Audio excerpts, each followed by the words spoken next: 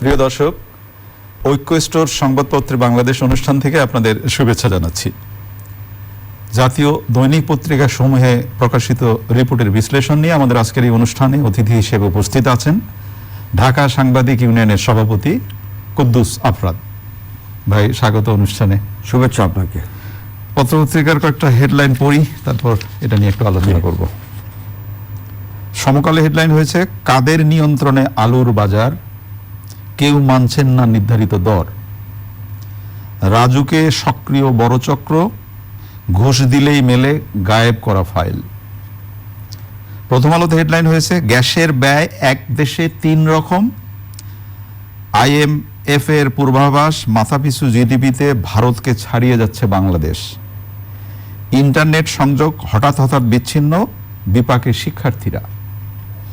Kaler Kantho headline করেছে, corona কালে জিডিপির প্রবৃদ্ধি নিয়ে বিতর্ক, ঘরে বাইরে পলিথিন বিষ, সিলেটে হেফাজতে রায়হানের মৃত্যু, ঘটনা লুকাতে চেয়েছিল পুলিশ। ইত্তেফাক হেডলাইন করেছে, সিন্ডিকেটের কারসাজিতে 30 টাকার আলু 60 টাকা, ধলেশ্বরী সেতুর টোল, দিনে টোল ওঠে 30 লাখ টাকা, সরকারের আয় 3 লাখ টাকা, মেডিকেল রিপোর্ট না থাকলেও সাক্ষ্য প্রমাণে সাজা পাবে ধর্ষক, হাইকোর্টের পর্যবেক্ষণ। বাংলাদেশ প্রতিদিন হেডলাইন করেছে, ব্যুরোক্রেসির মুখোমুখি জনপ্রতিনিধি। আমাদের সময় হেডলাইন করেছে, আলুতে নাকাল ভোক্তা, 1 মাসের মধ্যে সারা দেশে পাসপোর্ট পাওয়া যাবে। জায়জাদিন হেডলাইন করেছে, নিক্সন চৌধুরীর বিরুদ্ধে মামলা করবে ইসি। মানবজমিনে হেডলাইন হয়েছে, ঢাকায় মার্কিন পররাষ্ট্রমন্ত্রী নানা কৌতূহল, বাজারে অসহায় ক্রেতা, নাটক সাজিয়ে পালায় আকবর, সিলেটের ঘটনা। ভোরের কাগজে হেডলাইন হয়েছে, ডিজিটাল নিরাপত্তা আইনে নূরের বিরুদ্ধে মামলা, রোহিঙ্গা সংকট সরগরম, আন্তর্জাতিক রাজনীতি। কুদ্দুস ভাই, আমরা কথায় কথা বলতাম, বেশি করে আলু খান, ভাতের উপর চাপ কমান। আলু নিয়ে যে বিতর্ক হতে পারে ভাই, পেঁয়াজের মতো আলুকে নিয়েও আমাদের কথাবার্তা বলতে হতে পারে, এটা আমি ব্যক্তিগতভাবে ভাবিনি কখনো।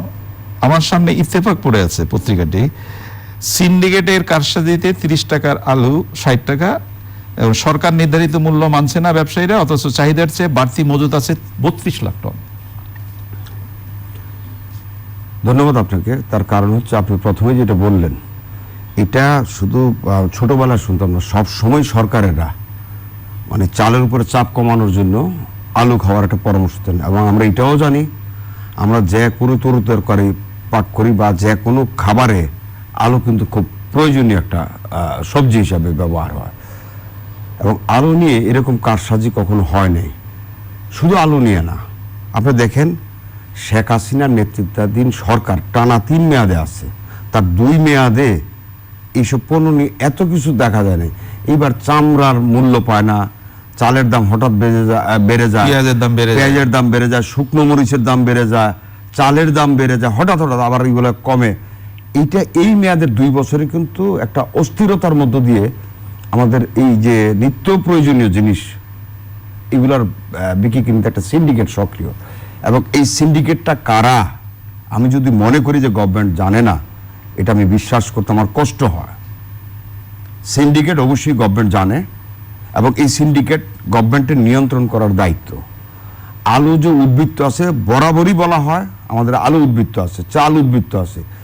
পেঁয়াজের দাম বাড়ানোর সাথে একটা কিছুটা যুক্তি থাকে, আমরা যেহেতু আমদানি নির্ভর, আমদানি দেশের যদি পেঁয়াজের দাম বাড়িয়ে দেয়, সেটার এফেক্ট এখানে হতে পারে। আমাদের এখানে যদিও কতটা বাড়ালো, আমার এখানে কতটা হবে, এইটা নিয়ন্ত্রণের কেউ নাই, ওইটা লাগাম ছাড়া যেরকম বাড়ে।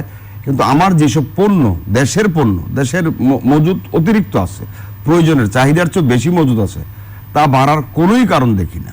আলু রপ্তানির কথা এই আমাদের কৃষি দপ্তর থেকে, কৃষি মন্ত্রণালয় থেকে, আমাদের বাণিজ্য মন্ত্রণালয় থেকে, আমাদের সরকারের তরফ থেকে বলা হয়েছে যে আমাদের এত উদ্বৃত্ত আছে, আমরা রপ্তানি করতে পারবো, এবং আলু রপ্তানি হয়ও। কিন্তু যেই পণ্য এখান থেকে, যেই সবজি রপ্তানি হচ্ছে, সেই সবজি যদি বাংলাদেশের মানুষই না পায়, তাহলে কি অবস্থা? আপনি যে বললেন যে সরকার জানে, যদি সরকার জানে বা সরকারি লোকজন জানে, তাহলে এই দুর্যোগে কেন পড়লাম আমরা? না, দুর্যোগে পড়ছে, এখানে কোনো না কোনো ঘাপলা আছে। এই যে আপনি একটা অন্য আর একটা শিরোনাম বললেন যে টোল আদায় হয় 30 লাখ টাকা, 3 লাখ টাকা সরকারের ঘরে যায়, একটা শূন্য শুধু বাদ, খুব বড় কিছু না। কিন্তু যদি আমি হিসাবে দেখি, অঙ্কের খাতায় দেখি, তাহলে এটা অনেক বড় ব্যবধান। এই ব্যবধান হচ্ছে এই যে এটা হচ্ছে, এটা গভর্নমেন্টের অজানা নয়। গভর্নমেন্ট মেশিনারি জানে, সব কিছুই জানে। গভর্নমেন্ট মেশিনারি জানে না বাংলাদেশের গভর্নমেন্ট বলেন, বা এখন ডিজিটালাইজেশনের কারণেই সব তথ্য, যেহেতু একটা মানুষ গ্লোবালাইজেশনের কারণে আমেরিকার তথ্য আমি মুহূর্তে পাই, আমার দেশের যে কোনো তথ্য, যে কোনো অভিযোগ, যে কোনো সমস্যা গভর্নমেন্ট মেশিনারি জানে, অ্যাটেনশন করে না। কেন করে না? ওইখানে তার কোনো না কোনো স্বার্থ আছে, মুনাফা আছে, লাভ আছে, অথবা অন্য কিছু আছে, তার সুবিধা দিয়ে আছে। আমাদের যে সাধারণ নাগরিক, এরা কিন্তু আসলেই সাফারার। গভর্নমেন্ট এমপ্লয়িজকে অনেকভাবে তাদেরকে কি বলা যায়, মানে তাদেরকে পুরস্কৃত করার ব্যবস্থা করা হচ্ছে, তাদের প্রতিবারে প্রণোদনার ব্যবস্থা করা হচ্ছে নানানভাবে। আপনি বলেন এই গভর্নমেন্ট আমাদের ক্যাডার লেভেলের অফিসারদেরকে কি দেয় নেই? 8ম বেতন কমিশনের বেতন আকাশ পাতাল, প্রাইভেট সেক্টরের চাকরিজীবীর চেয়েও বেশি। আমরা আগে জানতাম গভর্নমেন্ট সেক্টরের চাকরিজীবীর বেতন একটু কম থাকে, সুবিধাদি বেশি থাকে, চাকরি নিরাপত্তা থাকে, কিন্তু আপনার বেতনটা কম থাকে। প্রাইভেট সেক্টর বেতনটা বেশি থাকতো, সুবিধাদি কম। উল্টা হয়ে গেছে। হ্যাঁ, এখন জাস্ট উল্টা হয়েছে। উল্টা হওয়ার পরে তার গাড়ি বাড়ি বাসা সব কিছু, চাকরি অবস্থা, সে জমি পাবে ইত্যাদি। আগে এগুলো আমরা প্রতিরক্ষা সার্ভিসে দেখতাম, এখন সিভিল সার্ভিসেও দেখতেছি। তো সব কিছু দেওয়া হচ্ছে, তারপরেও কেন এই অবস্থার একটাই কারণ, সার্ভিসটা সেইভাবে পাওয়া হচ্ছে না। তাদেরকে যতই প্রণোদনা দেওয়া হোক, সেইভাবে অ্যাটেনশন হচ্ছে না। এবং এইটা আবার কেন হচ্ছে না? আমার মূল্যবোধের ঘাটতি। আমরা কোথায় যাচ্ছি, আমরা লেখাপড়া করে কি হচ্ছি, সেটা আমাদের বুঝতে হবে। আমরা দিন দিন, আমরা যারা শিক্ষিত অংশ, অতি শিক্ষিত অংশ, তারা যদি এইভাবে সাধারণ মানুষকে সাফারার মুখে নেই, এটা কিন্তু একটা না একটা ব্যতিক্রম হবেই। তার মানে আপনি যেটা বলতে আমি চাচ্ছেন, শুধু এই গভর্নমেন্টের কথা বলতেছি না, অর্থাৎ মেশিনারিস্টটা তারা কত দরকার, কি দরকার, সেটা আমাদের ভাবতে হবে। আর কি চায় এই দেশের এই অবস্থা, আর কি চায়? মানুষ সুখে আছে, শান্তিতে আছে, ঠিক আছে, এত কিছুর পরেও মানুষ বিদ্রোহ করার মতো অবস্থান। তার কারণ প্রত্যেকের মাথা পিছু আয় বলেন বা হাতে টাকা বলেন, এটা আছে, মানুষ খেয়ে পরে বাঁচতে পারে, এটা যেমন সত্য।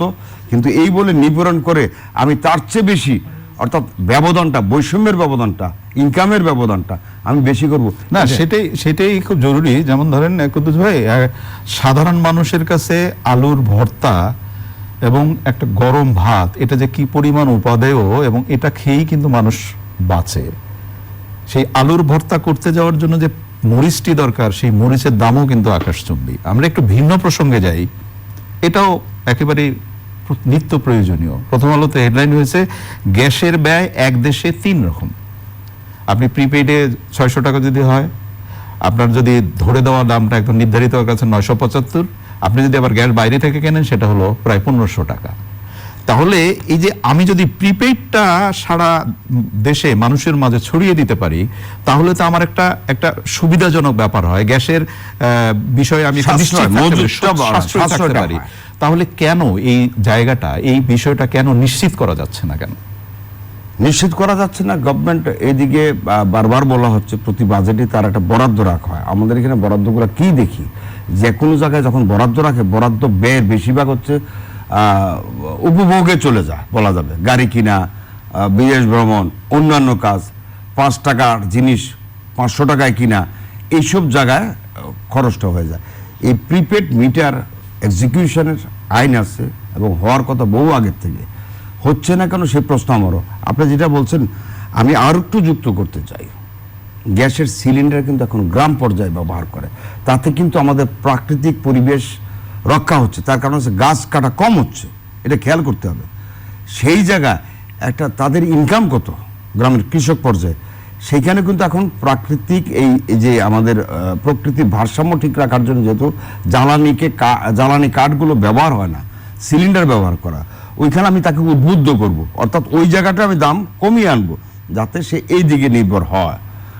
সেইখানে 1500 টাকা নিচ্ছি, আবার একই জায়গায় আমি 900 বা 1000 টাকা দিয়ে 975 টাকা, হ্যাঁ, যারা মিটার বিহীন ইত্যাদি ইত্যাদি, মানে আপনি গ্যাস ইউজ করেন বা না করেন, আপনাকে 975 টাকা দিতে হবে। আরেকটা জায়গায় আমি গ্যাস ইউজ করতেছি, আমি যেহেতু সাশ্রয়ীভাবে ইউজ করতেছি, এখানে আমার 600 টাকায় চলে। এই যে একটা মানুষের ভিতরে বৈষম্য, যেটা একটু আগে বললাম, মানুষের বৈষম্য আমি তৈরি করে দিলাম, আমি সিস্টেমটা বানিয়ে দিলাম। আমি সিস্টেম বানিয়ে দিলে তো হচ্ছে আমি আমার ক্ষতি করতেছি। আমরা যারা সরকারে আছি, যারা ইয়েতে আছে, আমি তো নাগরিক, অর্থাৎ অপোজিশন বলতে এখানে কিন্তু হচ্ছে নাগরিক পর্যায়ে, আমি সেই জায়গাটা বলতেছি। তো এই যে নাগরিকদের মধ্যে বৈষম্যটা করে দেওয়া হলো, তাদের আয় ইনকামের একটা ক্ষতির সম্মুখীন করলো। আরেকটা হচ্ছে যে আমার প্রাকৃতিক পরিবেশকে আমি নষ্ট করে দেওয়ার জন্য উদ্বুদ্ধ করতেছি। আমি 1500 টাকা গ্যাস সিলিন্ডার যদি লাগে, 1200 থেকে 1500, কোনো কোনো ক্ষেত্রে যদি আর একটু বেশি ব্যয় হয়, তাহলে সেই ক্ষেত্রে মানুষ কিন্তু কাঠের উপর আবার গাছ কাটাতে চলে যাবে। হ্যাঁ, তো আমরা এই জিনিসটা ইচ্ছা করলেই কিন্তু অনেকটা কমিয়ে আনতে পারি, দ্রুত কমিয়ে আনতে পারি। আমি মনে করি গভর্নমেন্টের এই জায়গাটা নজর দেওয়া, এটা জাতীয় স্বার্থেই। অবশ্যই আমার মনে হয় যে পত্রপত্রিকা এই রিপোর্টটি গুরুত্বের সাথে সরকার দেখবেন। দৈনিক ইত্তেফাকে আরেকটি রিপোর্ট হয়েছে যে মেডিকেল রিপোর্ট না থাকলেও সাক্ষ্য প্রমাণে সাজা পাবে ধর্ষক, মহামান্য হাইকোর্টের পর্যবেক্ষণ। কালকেই একটা এই পর্যবেক্ষণটা দিয়েছেন, এটা খুব গুরুত্বপূর্ণ পর্যবেক্ষণ, কিন্তু অনেকেই কিছুটা ভুল। কালকে আমি অনলাইনে দেখলাম, টিভিতে দেখলাম, বলছে চিকিৎসা সনদ, অর্থাৎ ধর্ষণের মামলায় চিকিৎসা সনদ মুখ্য নয়। মুখ্য নয় কিন্তু বলেন, মুখ্য নয় বললে হচ্ছে ওটা লাগবে না, ও সারে বিচার হবে। কিন্তু হাইকোর্টের পর্যবেক্ষণটা এরকম ছিল না। ওইখানে মাননীয় বিচারপতি বলছেন যে যেসব ক্ষেত্রে, যেসব জায়গায় দেখা যাবে যে ওই চিকিৎসা সনদ নেই, অর্থাৎ র্যাপটা হয়ে গেছে 1 বছর আগে, 6 মাস আগে, বা র্যান্ডম চলতেছিল জোরপূর্বক, কিন্তু কমপ্লেন করার মতো একটা সময় যে সে কমপ্লেন করছে, কিন্তু তখন তো আর এটা চিকিৎসা সনদ দেওয়া যাবে না। তখন সাক্ষ্য আইন, অর্থাৎ তার পক্ষে যদি সাক্ষ্য, যুক্তি, প্রমাণ, নানান কিছু এভিডেন্স তিনি হাজির করতে পারেন বা করা হয়, তখন সেই ক্ষেত্রে সাজা দেওয়া যাবে। অর্থাৎ মুখ্য নয় না, এটা সনদ ছাড়াও সাজা দেওয়া যায় যদি সাক্ষ্য আনে সে। কিন্তু এটা একটা বিভ্রান্তির সৃষ্টি করতে পারে আমাদের জনমনে। যেভাবে ইত্তেফাকের হেডিং ঠিক আছে, কিন্তু অনেক কাগজেরও দেখলাম আজকে একবার মুখ্য নয় বলে হেডলাইন করছে বড় বড় করে। তো ওই আসলে এখানে একটা বিভ্রান্তি ছড়িয়ে যাবে যে যেভাবে এটা প্লেস করা হয়েছে, মুখ্য নয় বলে কিন্তু আপনার এটা দরকার নেই, ওইটাই প্রধান না, আর কিন্তু এটা আসলে মুখ্য মানে না থাকলে মানে ব্যাপারটা হলো যে একটি হেডলাইনের উপরে অনেক কিছু নির্ভর করে, যে এখানে অনেকে নিউজটা পড়বেন না। কালকে টেলিভিশনের সব স্ক্রলে এটা মুখ্য নয় গিয়েছে। মুখ্য নয় না, এটা হচ্ছে যে না থাকলেও রায় দেওয়া যায় যদি যুক্তি, প্রমাণ ইত্যাদি ইত্যাদি সাক্ষ্য টাক্ষ্য থাকে, কিন্তু এটা মুখ্য। বিষয়টা হচ্ছে মুখ্য, চিকিৎসা সনদটা মুখ্য। আশা করি বিষয়টি পরিষ্কার হবে। আমরা একটু আরেকটি স্পর্শকাতর জায়গায় যাই। পুলিশ আমাদের বন্ধু। এই করোনাকালে পুলিশের সহায়তা এবং তার যে অবদান, এটা আমরা খুব কৃতজ্ঞতার সাথে স্মরণ করি। কিন্তু মাঝে মাঝে ওই যে বলে না যে এক বালতি দুধের মধ্যে একটু টক পড়লেই কি শুরু হয়ে যায়, হয়েছে ওটা দুধটা টক হয়ে যায়। ঠিক সেরকম সিলেটের ঘটনা আবার, যেখানে পুলিশ হেফাজতে একজনকে মারা হলো, বলা হলো বাইরে, কিন্তু সিসিটিভিতে দেখা গেল যে না, থানাতেই এই মৃত্যুটি ঘটেছে এবং যিনি এর সাথে জড়িত তিনি আবার পলাতক। কি বলবেন? কি বলবো, আপনি তো প্রথমেই বললেন পুলিশ নিয়ে প্রচুর অভিযোগ আছে, প্রচুর অভিযোগ। তাদের আবার ভালো কাজ নিয়ে আমরা প্রশংসামূলক প্রচুর প্রতিবেদন দেখি, এবং সেই জন্য পুলিশে কিন্তু প্রেসিডেন্ট পুরস্কার, পুলিশ পুরস্কার প্রতি বছরান্তে সরকার একবার কনস্টেবল থেকে নিয়ে উচ্চ পর্যায় পর্যন্ত পুরস্কারের ব্যবস্থা রেখেছে। রাষ্ট্রপতি পদকের মতো পদক ব্যবস্থা থাকার পরেও এবং তাদেরকে নানাভাবে ইনিশিয়েটিভ দেওয়ার পরেও পুলিশের কিন্তু বদনামের শেষ নেই। পুলিশ যে কোনো কাজ করার পর তিনি কিন্তু, এটা হচ্ছে মূলত সবাই না, তবে বেশিরভাগ ওরা কাজের পরে কৃতজ্ঞতা বা সালাম বা ভাই, যেরকম অন্যান্য পেশার লোকেরা একটা উপকার করে দিল, উপকার করার পরে আশা করে যে যার উপকারটা করলো সে একটা সালাম দিবে বা কৃতজ্ঞতা জানাবে, থ্যাঙ্কস বলবে। পুলিশ কিন্তু থ্যাঙ্কসে বিশ্বাসী না, গিভ এন্ড টেকে বিশ্বাসী। যেটা পুলিশ থ্যাঙ্কসলেস জব বলা হয়, যেটা থ্যাঙ্কসলেস তারা একটা হচ্ছে তারা যে জবটা করে এই জবটাই খুব ক্রিটিক্যাল, সেই জন্য এখানে থ্যাঙ্কস খুব কম আসে। আরেকটা হচ্ছে থ্যাঙ্কস তারা পেতেও চায় না, তারা অন্য কিছু পেতে চায়। এই যে কনসেপশন পুলিশের, এই যে তার বুদ্ধিবৃত্তি, তার ট্রেনিং থেকে পুলিশের প্রশিক্ষণ যতক্ষণ পর্যন্ত পাল্টানো না যাবে সেই ব্রিটিশ আমলের প্রশিক্ষণ ব্যবস্থা বহাল থাকবে ততক্ষণ এই পুলিশকে চেঞ্জ করা যাবে না। পুলিশের হাতে যতক্ষণ পর্যন্ত নিরবিচ্ছিন্নভাবে যে কোনো মানুষকে গ্রেপ্তার করে 24 ঘন্টা হেফাজতে রাখার ক্ষমতা উইদাউট কারণ দর্শানো ছাড়া থাকবে, ততক্ষণ আপনি আমি কেউই নিরাপদ না। একটা দেশ সভ্য হবে সেই জায়গা আমাকে 24 ঘন্টা উনি রাখতে, কিন্তু কারণ দর্শাতে হবে। যদি কারণটা থাকতে হবে, কারণটা থাকতে হবে। ওইখানে বলা আছে কারণ দর্শানো ছাড়াই 24 ঘন্টা হেফাজতে রাখতে পারে। তার মানে এবং তারপর হচ্ছে আপনারা প্রত্যেকটা থানা প্রত্যেকটা স্তরে আপনার সাদা কাগজ একটা মুস্তেকা নিয়ে ছেড়ে দেয়। এটা কে না জানে, আদালত থেকে নিয়ে সরকার সবাই জানে। আমরা সরকারে আজকে যারা আছে তারা কি জানেন না পুলিশে কি করেন? তারা বুঝেন না? তো সেই জায়গাটা যদি আমরা অ্যাটেনশন না করি, বিষয়টা হচ্ছে আমাদের প্রশিক্ষণে চেঞ্জ আসতে হবে।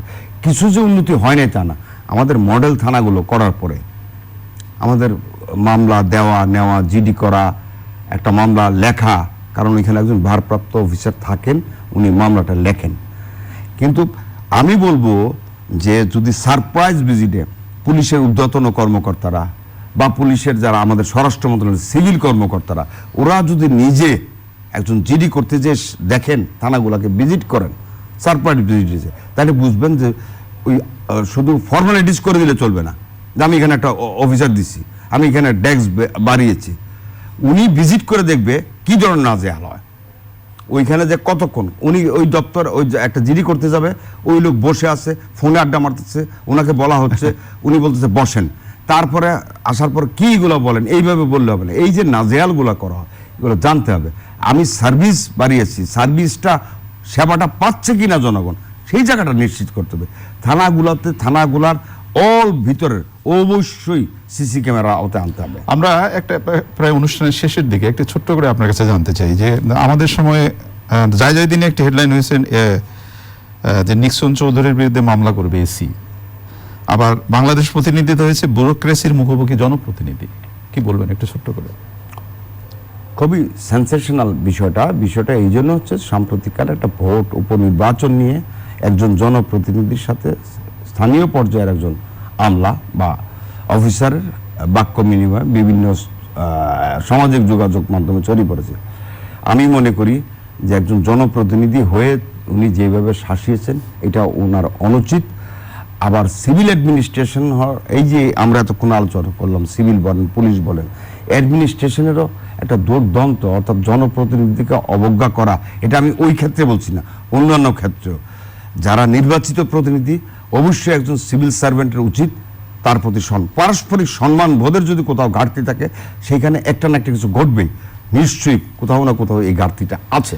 প্রিয় দর্শক, আমাদের অতিথি যে কথাটি শেষে বললেন, পারস্পরিক শ্রদ্ধাবোধ, দেশটা এগিয়ে নিয়ে যাবার জন্য যার যার যে দায়িত্ব, সেই দায়িত্বটা যদি আমরা মনোযোগ দিয়ে পালন করি আর পরস্পরকে শ্রদ্ধা করি, তাহলে বোধ করি কোনো সমস্যায় থাকবার কথা নয়।